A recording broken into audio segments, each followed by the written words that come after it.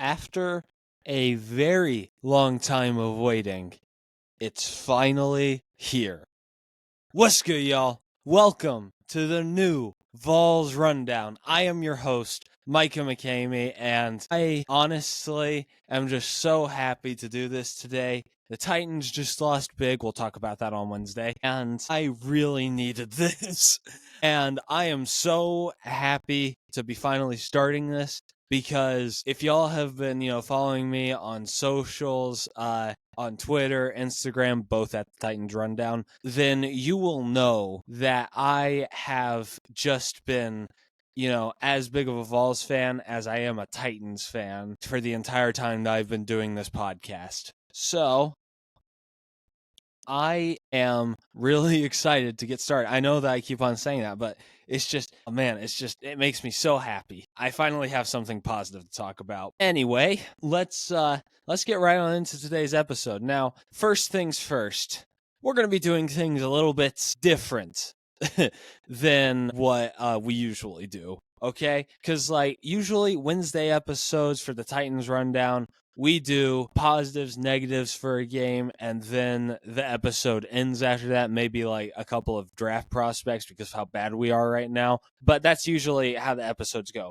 But here's the thing. The Vols don't just play football. They also play basketball, baseball, softball, like all the sports. Now, okay, for all of my softball fans out there, I'm sorry. I'm not going to be doing a deep dive into softball or track and field or hockey or like any of those. I'm even questioning if I want to do women's basketball. I only did men's basketball for this episode. I may do women's basketball at some point, but the big three that we're going to be focusing on are Vols football, basketball, and baseball. The baseball I'm still trying to figure out, so it may be like an episode or two before I can give you complete information on what I know about Vols baseball because I'm just going to be honest with y'all just up front. It is very hard for me to know how to cover Vols baseball in the offseason. Like, I can cover Vols basketball and Vols football in the offseason, like, in a heartbeat. But I can't cover this last one. And I'll also be looking for insiders just so I can get my information right. If y'all have any ideas of, like, who are some of the best Vols insiders, let me know down in the comment section below. It would really mean the world to me if y'all would let me know. Like, just let me know who are the best Vols insiders that I can follow that will talk about, training camp and what's going on in the off season and what's going on during the season, like press conferences and stuff. Like, just let me know. All right. But anyway, we got to get this moving along. Starting out with Vols football. And I knew, I've been thinking about this for a little bit. I decided to do it this Monday. I was thinking about doing it, but whenever college football season was over. But then I thought, I've been doing football for the last year and a half now. So, I feel like it would be a disservice if I didn't do this during football season, or at least started in football season. So, the Vols beat Vandy. I knew that if I started this Monday, that it was going to be either the biggest disaster for me to cover the Vols because they would have lost, or it would have been one of the best things that I could possibly cover because the Vols won. And what do you know? The Vols pulled it out. They beat Vandy 36-23 and solidified themselves into the college football playoff. Nico had a very nice and good day. He threw for about 250 and 4 touchdowns. He did have one really bad interception, but after that, he was lights out, man. Like, that's the stuff that you want to see, especially going into the college football playoff. Mike Matthews finally stepped up and started playing really well against secondaries because he had to fill in for Brew McCoy and Dante Thornton. By the way, Dante Thornton had a Randy Moss stat line. I know how stupid that sounds, but just listen. He had 2 receptions for 114 yards and 2 touchdowns. Both times he caught the ball, he went for a long touchdown. Like, that sounds like the 3 target, 3 reception, 3 touchdown, 139-yard game that he had way back when. Like, I'm just saying, but like I feel like that whoever drafts Dante Thornton is gonna get a steal in that man. Like he has the build for the NFL. My only concern about him in the NFL is that he is a little injury prone, so maybe that could affect anything. But anyway, also defense, you know, defense and special teams got off to a rough start, but they were fine by the end of it, especially the defense got a big fourth down stop. Jermon McCoy is just a man amongst boys, isn't he?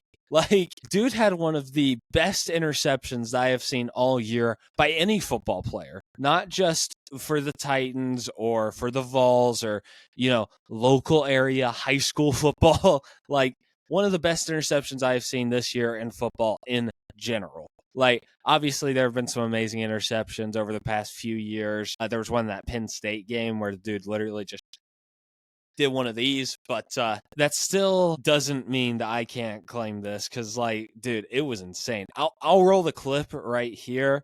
I mean, it was a 50-50 ball. It got thrown up to the Vandy player. He didn't catch it, and the ball was up in the air, and Jermon McCoy bounced onto the ground, perfectly bounced to where he could angle his hands at the ball. He catches it, interception. And I know that Nico threw an interception, but that was a big game changer in this football game. It definitely helped us win this game, at least in my opinion. But overall, really good win for the Vols. Okay, now we've got to talk about the playoffs because we are in, hopefully at least. I mean, I don't think that they would put in like one of those three ACC teams over us. At least I don't think they would. But we are in. That's for sure. And here is what we're hearing right now. First off, I would love to play Indiana in the playoffs. Like, I would absolutely love to get the honor of crushing Indiana in the first round. Especially since Buck Rising, if y'all know him from the Titans community. I mean, I like the dude. I like the dude's tweets and all that stuff, and he's a good insider. But like, dude is really annoying about him being an Indiana fan and, the majority of his market being Vols fans. So I really hope that we can play Indiana and just absolutely crush them. But the problem with that is we're not going to be able to do that. Like, we're not playing Indiana in the first round. I hate to break it to y'all. I mean, maybe they jump in the rankings. I don't think they'll jump Ohio State, but maybe they jump Miami, and that will lead to them in the first round. But that's not what's probably not going to happen. Most likely, we will probably either play, Miami, at least in my opinion, or we will play, who was that other team again? Yeah, or we will play, I said Miami, or we'll play Ohio State. I feel like that those are the only two options that we really have right now. Preferably, I would rather have Miami at home, but Ohio State at home is also fine because, like, come on, man. I'm sorry. I know how everybody's talking about, like, Ohio State, such a, great football team. I'm sorry. If you can't beat that Michigan team because of a mental block and you have 2 losses on the season, like, I still just think that whoever's going to get them is going to beat them. Like, I want the honor of getting to be Ohio State, but it's going to be tough because they do have good talent. The only thing that we really have that's like obviously above them, I think that we're a decently evenly matched team, except for one thing, and that's coaching. Josh Heupel, I think that even the biggest Alabama and Florida and Georgia fans can admit this. Josh Heupel would coach circles around Ryan Day if they ever got a head-to-head matchup. Like, can we admit that? Dude, he's not Mario Cristobal bad with how he recruits, but he is getting there. Like, he can't beat Michigan. Every time that he plays another really, really good football team that's not Penn State, they wet the bed. Like, he is getting very close to being a Mario Cristobal type of coach, but that's a different conversation for a different day. What else is there? But yeah, so obviously, and in Miami, like, they can barely get past some mid ACC teams. I think that we could beat them with it very easily. But anyway, that's the football section. So now we're going to move on to Vols men's basketball. Vols, they won at home against UT Martin in the most sluggish basketball game I've ever watched. I'll be honest with you, I only watched like half of this full on. Like, I watched some of the game on and off, but I only watched half of it full on because this game was just really boring. Absolute slugfest from start to end. Like, I don't know how else to describe it. It was the game before Thanksgiving of all time. That's the best way to describe it, quite honestly. But we still got to talk about this. Lanier is still absolutely killing it as a scorer. Fun fact for y'all, my mom actually knew his dad. They weren't like close friends or anything. His his dad went to Lipscomb, so I thought that was interesting. But anyway, again, Lanier absolutely killing it, still raining in threes, driving to the paint. He is the Dalton Connect replacement, and obviously it'll take a village to completely replace Dalton Connect, but he is definitely 3/4 of the Dalton Connect replacement. The other 1/4 is Igor Milicic Jr. He didn't score the lights out or anything in this last game. He put up 9 points, but he still was a rim protector and got 2 blocks. Scorers keep scoring. Here's the thing. I'm never worried about the Rick Barnes defense, obviously. But I am constantly worried about the Rick Barnes offense. I haven't seen them really just overall be a solid offensive unit. I've seen a single scorer carry most of the offense, but I haven't seen 2, 3 people just be solid hey, I'll go score the rock.